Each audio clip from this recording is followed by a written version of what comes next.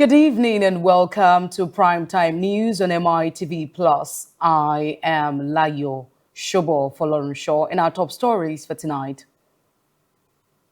Tinubu orders action plan okays 2 billion naira relief for plateau victims. Senate orders relief for victims of Onitsha market fire. Court bars INEC from recognizing ADC state congresses. On the foreign scene, United States Supreme Court limits use of race in drawing electoral maps. And in sports, Draper out of French Open with knee injury. Now the news in details. President Bola Ahmed Tinubu has urged political, traditional, and community leaders in Plateau State to adopt a concrete action plan to end recurring violence as the federal government approved a 2 billion naira relief for victims of recent attacks.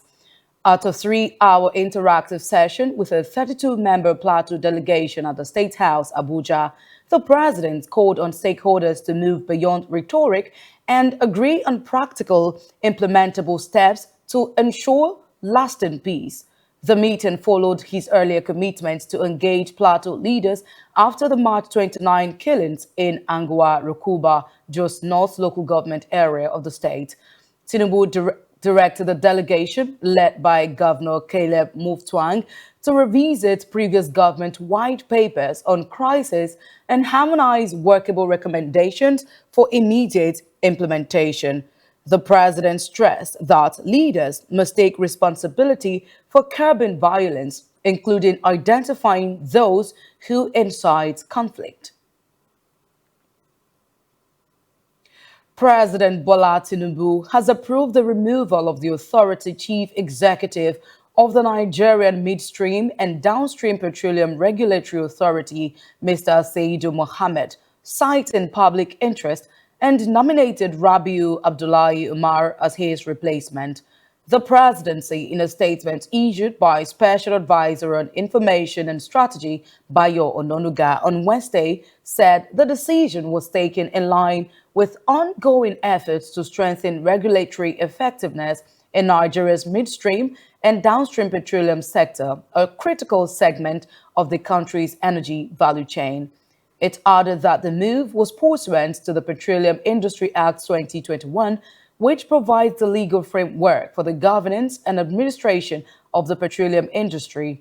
Umar's nomination is subject to confirmation by the Senate, but pending the confirmation, the most senior official of the authority will oversee operations in an acting capacity. The NMDPRA, established under the Petroleum Industry Act, is responsible for the technical and commercial regulation of Nigeria's midstream and downstream petroleum operations, including gas processing, transportation, fuel distribution, and retail. The Senate has approved the $516 million syndicated loan request by President Bola Ahmed Tinubu to fund the construction of Section 1 Phases 1A and 1B of the Sokoto-Badagry Superhighway. The approval followed the consideration of a report during plenary presented by the Senate Committee on Local and Foreign Debts, chaired by Senator Aliyu Wamako. The committee recommended that the financing arranged through Deutsche Bank be incorporated into the federal government's borrowing plan. According to the report, the loan comes with partial guarantee from the Islamic Corporation for the Insurance of Investment and Export Credit (ICIEC) and carries a tenure of 9 years, including a grace period of up to 3 years. During deliberations, lawmakers highlighted the strategic importance of the highway project. Senator Tahir Munguno noted that the road was expected to connect 3 of Nigeria's geopolitical zones and significantly reduce travel time between the northern and southern parts of the country. The Senate also directed the National Emergency Management Agency, NEMA, to immediately assess the damage caused by the recent fire attack outbreak at the Headbridge Market in Onitsha and provide relief materials to affected traders. Lawmakers urged the Federal Ministry of Humanitarian Affairs and Poverty Reduction to work with relevant agencies to create a special intervention fund to help victims to rebuild their businesses.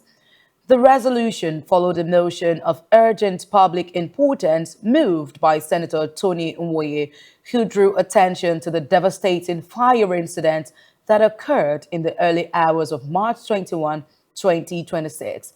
The midnight inferno gutted the plumbing materials section of the Headbridge Market near the Ogbo Ogu Medicine Market in Onitsha, destroying goods worth millions of naira and affecting several traders. Deputy Senate President Jibrin Barau commended Senator Nwoye for raising the matter and assured affected traders of the Senate's support while calling for immediate intervention to ease their hardship. Mr. President, I think that when things like this happen, it calls for sober reflection. And it calls for a proper investigation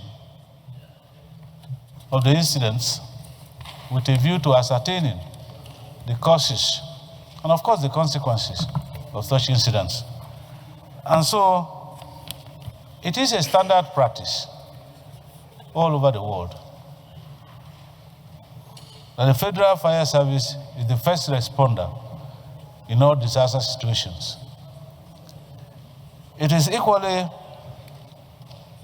a standard practice that the responding period to contain disasters arising from fire is a minimum of 3 minutes and a maximum of 5 minutes. And that means that fire stations ordinarily should be constructed in line with these standards to minimize. Even if there are adequate equipment and motorized equipment, when you look at the geography and the planning of Onitsha Market, you will discover that it will be exceedingly difficult for fire service vehicle to successfully maneuver to the point of incident. I want to emphasize that our markets grow organically.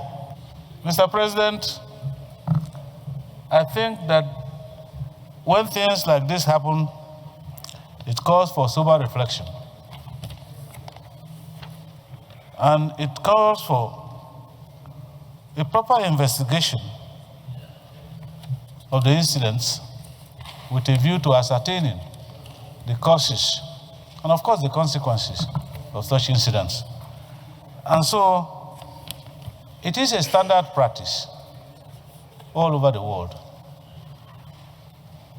that the Federal Fire Service is the first responder in all disaster situations. It is equally a standard practice that the responding period to contain disasters arising from fire is a minimum of 3 minutes and a maximum of 5 minutes. And that means that fire stations ordinarily should be constructed in line with these standards to minimize. It knows that the Headbridge Building Materials Market on Onitsha is one of the largest hubs for building materials in Southeast geopolitical zone, and it was engulfed by a devastating fire outbreak on the night of 20th March 2026 at about 10:30 p.m. Senate also knows that the inferno, according to eyewitness accounts, originated from the section dealing in plastic ties and high-pressure pipes before it rapidly spread to the adjoining plumbing material section of the market. Senate further knows that the fire raged uncontrollably for over 3 days, causing unprecedented destruction before it was eventually subdued through the combined efforts of Federal Fire Service on North local government and local fire service units from Ogidi. Senate observed that the absence of functional fire service outlet and inadequate firefighting infrastructure within the market significantly contribute to the escalation and prolonged duration of incidents. Also observes that the incident led to the destruction of goods and properties valued at over 3 billion naira, including galvanized pipes, brass fittings, water pipes, and other essential building materials.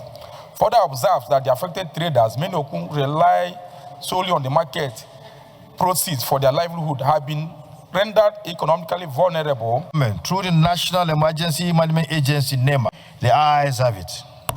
We'll bring forward this motion. It clearly shows that it's a wonderful representatives who's alive to the aspirations and the well-being of his people. It clearly shows that he's a wonderful representative who is highly responsive to the feelings and livelihood of his people. You've done very well by bringing forward this motion, and we hope that those who lost their lives, if any, or got injured, those who lost their life, we hope that they rest in perfect peace, and those who got injured, we request that God allow them to have a quick recovery.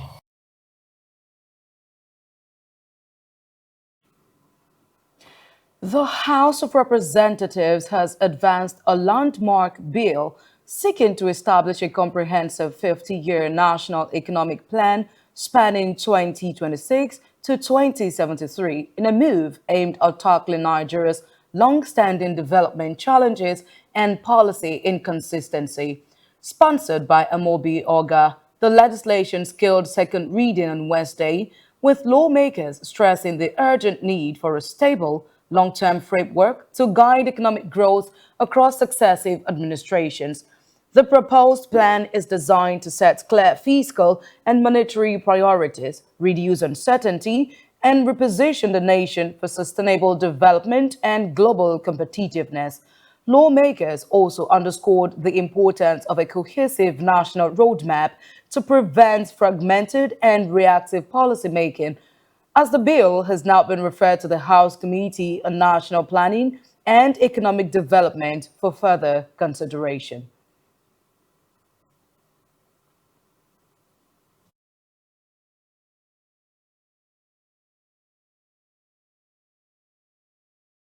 Seeks to establish a legal binding, long-term economic framework that will guide national development across successful administrations by institutionalizing continuity, coordination, and accountability. Really about the annual budget. It is not going to be part of what the President brings to Parliament to present. It is to establish an institutional framework and structure that will plan for the future and lay core pillars that no regime, no party that comes to power can deviate from. Just like what is going on in Lagos. There were certain pillars established on infrastructure, on transportation, on revenue generation, on security that no governor that comes to office can deviate from. So having a plan, economic development plan for a country is very, very fundamental and very important. But my advice is simply this.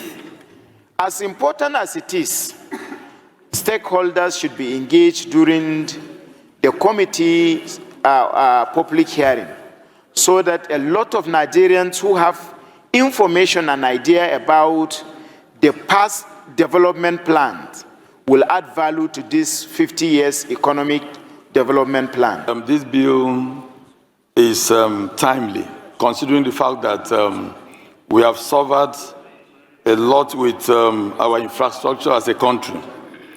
We have seen a lot of abandoned projects, programs, and policies of government in the recent time. And one wonder why countries like China, India are succeeding in their economy. I think the secret is embedded in this proposed bill. The bill has been referred to the House Committee on National Planning and Economic Development.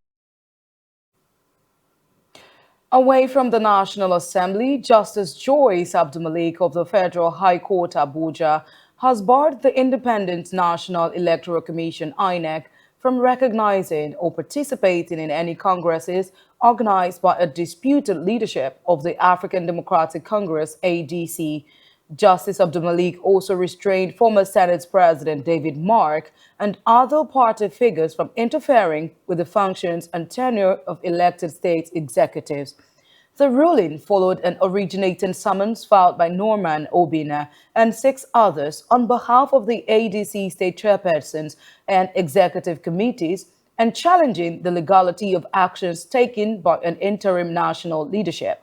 The plaintiffs argue that the interim leadership lacks the constitutional authority to organize state congresses or appoint committees for that purpose.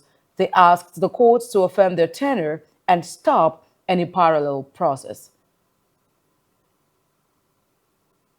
Into some business news, the average cost of a 5 kg cylinder of cooking gas surged in March 2026, hitting 7,655.73 naira, while a 12.5 kg cylinder climbed to 19,652.83 naira. This is according to the National Bureau of Statistics' latest liquefied petroleum gas (LPG) price watch. March cooking gas data comes amid heightened global economic uncertainty driven by geopolitical tensions. NBS data shows the average price to refill a 5 kg cylinder increased by 12.60% month on month from 6,799.18 recorded in February. On a year-on-year basis, the price rose 4.55% from 7,322.49 recorded in March 2025. Kaduna State recorded the highest average refill price for 5 kg cylinders at 9,212.21 naira. Lagos followed at 8,909.73 naira, while Taraba posted 8,802.78 naira. For 12.5 kg cylinders, NBS noted that the average refill price rose even faster, climbing 15.62% month on month from 16,997.94 in February to 19,652.83 naira in March. Compared with March 2025, prices increased by 6.48% from 18,456.24 naira. The ongoing Middle East tensions have pushed oil prices higher, increasing inflation concerns globally. Rising energy prices typically translate into higher fuel and transportation costs across economies. The Nigerians in Diaspora Commission, NIDCOM, has raised fresh concerns over the deteriorating xenophobic violence in South Africa, warning that Nigerian citizens and other black immigrants are facing increasing threats to their safety and livelihoods. NIDCOM urged the South African government to take immediate and visible steps to curb the attacks and protect Nigerians. Expressing disappointment that earlier diplomatic efforts between Nigeria and South Africa had not yielded the expected calm, the agency said the disturbing reports indicate that Nigerians are increasingly living in fear, with daily activities severely disrupted. The statement further revealed that community leaders had documented new incidents of violence and intimidation within the last 72 hours, signifying a worrying trend. While commending South Africans who continue to coexist peacefully with foreign nationals, the Commission emphasized the need for restraint and respect for human life. The International Air Transport Association, IATA, has unveiled the Minister of Aviation and Aerospace Development, Festus Keyamo San, as one of Africa's top 4 most prominent aviators. Keyamo was unveiled on Wednesday by IATA's Regional Vice President for Africa and the Middle East, Kamil Alawadi, during a special session of the IATA Focus Africa Conference in Addis Ababa, Ethiopia. In his address, Alawadi cited Keyama's cutting-edge policy direction, strategic reforms, and unwavering commitment to global aviation standards as the basis for the recognition. He highlighted Nigeria's effective administration of the Cape Town Convention and the IDERA framework, as well as its impressive 91.4% score in safety oversight, positioning Nigeria among the leading aviation nations in Africa. The Independent National Electoral Commission resident electoral commissioner in Ogun State, Feyijimi Sasheyi, has urged residents to seize the window of opportunity of the ongoing second phase of the permanent voter card exercise to perfect their rights to lawfully participate in the 2027 general elections. She made the call in Abeokuta, the state capital, during an interaction with members of the Nigerian Union of Journalists (NUJ) at Iweirin Hall, while seeking the cooperation and understanding of the media as well as residents of the state. She asked stakeholders to adhere strictly to the electoral laws and guidelines towards ensuring equity, fairness, and justice for all.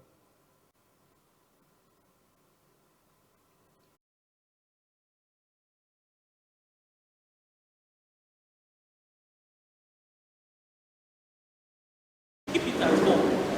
If there's a requirement for you to bring it, take it there, the photocopy. Some people may want to apply for some other things, and they say bring identification. You can show it and take it back home. It's not to be put inside our mothers or jars and all those. We don't want those cards to get lost. We don't want those cards to be defaced. Some people have their cards defaced. Some have their names misspelled. This is also an opportunity to come out and say, my name is John, and you have written Johnson. This is an opportunity to correct it. That's what the commission is doing. It's not for people who have registered to come out again and register. So please, one of the things I want to tell the people, and the devices are being moved to designated areas that the commission has appointed. If we are taking it to, let me just give an example. If you are supposed to be in Olomore, maybe, you won't go to Itaoshi. Learning some places now. So if a device is supposed to be in Olomore, the people in Itaoshi should just wait.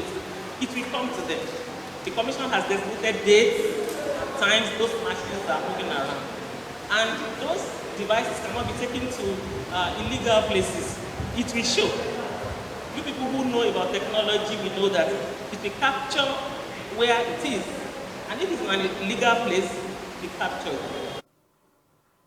Up north, Kano State Governor Abba Yusuf has condemned unpatriotic individuals exploiting Nigeria's security challenges for political gain, warning that such actions undermine ongoing efforts to restore peace and stability across the country. The governor made the remark in Lagos at the National Summit on Democracy, Good Governance and Sustainable Development organized by the Nigerian Human Rights Community (NHRC). Yusuf, represented by the Commissioner for Transport, Haruna Dederi, stressed that tackling insecurity requires collective responsibility and that the government alone cannot resolve the crisis. Speaking on the theme, the imperatives of ethnic harmony towards democracy and sustainable development, what is to be done, a chieftain of the National Democratic Coalition, Ayo Okpadokun, called for reforms in Nigeria's political process and governance structures. The executive director of Journalists for Democratic Rights, Adewale Adeoye, said the conference was convened to explore practical solutions to national fragmentation. The construction of our nation cannot rely solely on Abuja, Lagos, or Kano. It will flourish when the North and South recognize each other as partners rather than adversaries. Therefore, I propose the establishment of a Bridge of Trust initiative. Bridge of Trust initiative between the northern and southern states, comprising joint youth innovation clubs, interstate student exchanges, and a collaborative platform for sectional dominance. Policies began to reflect narrow interests rather than national consensus. Erosion of trust. Certain regions and groups felt marginalized, leading to deep-seated resentment. Institutional injustice. Merit, fairness, and due process were frequently subordinated to arbitrariness. We have a lot of that. Culture of impunity. Governors became detached from accountability to the people. This development planted seeds of suspicion, bitterness, and fragmentation, seeds that have continued to germinate into the crisis we witness today.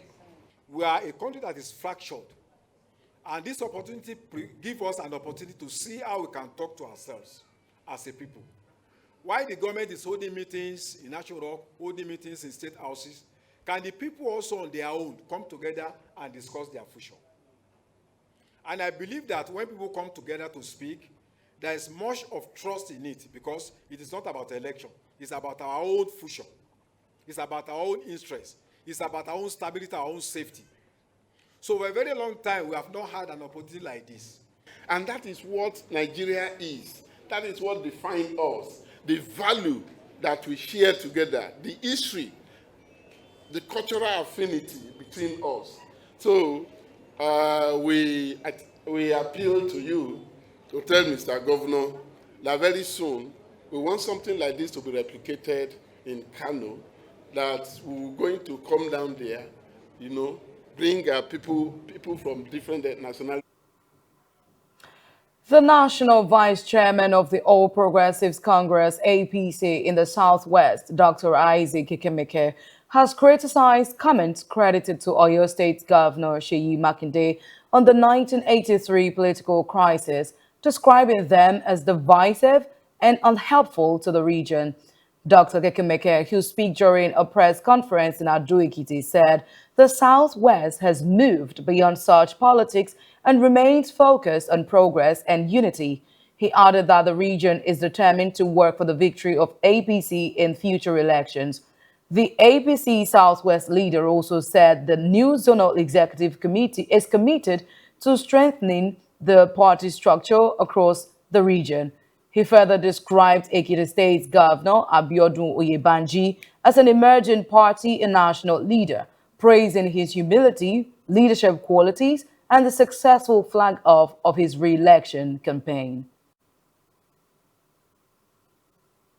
Vision of the Southwest Executive that was shown in August 15 and Oyo in January 2027 must return to our fold, to the APC.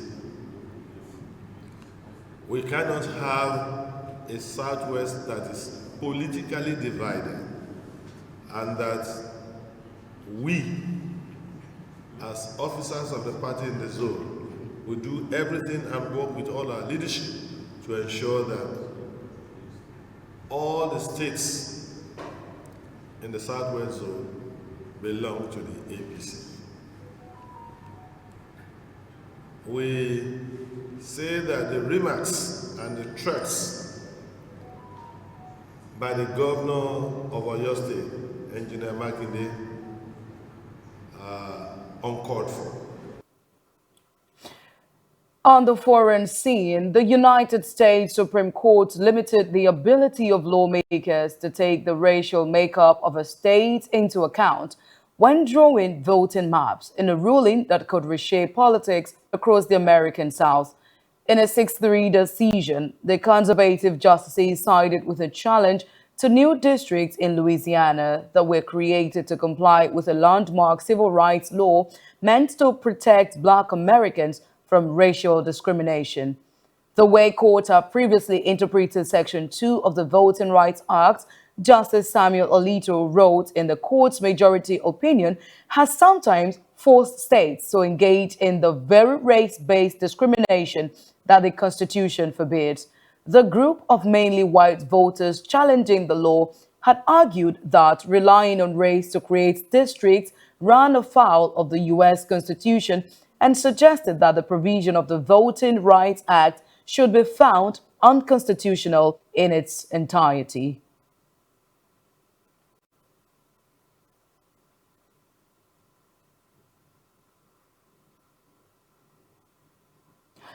Russia's Victory Day parade in Moscow on the 9th of May will be scaled back this year because of a terrorist threat from Ukraine, the Kremlin has said. All measures are being taken to minimize the danger, said President Vladimir Putin's spokesman Dmitry Peskov. Russia's military explained that the annual commemorations of Soviet victory over Nazi Germany in World War II would not feature military vehicles or cadets due to the current operational situation. Ukraine has recently intensified its strikes deep inside Russia, more than 4 years into Russia's full-scale invasion. Kyiv says it is hitting legitimate military targets and in turn accuses Moscow of attacking civilians in Ukraine.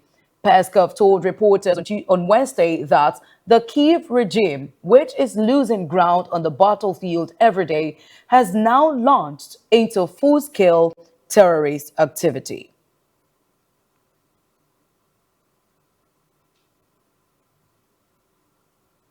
And now in sports, Liverpool expects Mohamed Salah to return from injury before the end of the season after he was forced off against Crystal Palace on Saturday. There were concerns that the 33-year-old forward may have played his last game for the club when he went off in the second half with a suspected hamstring issue.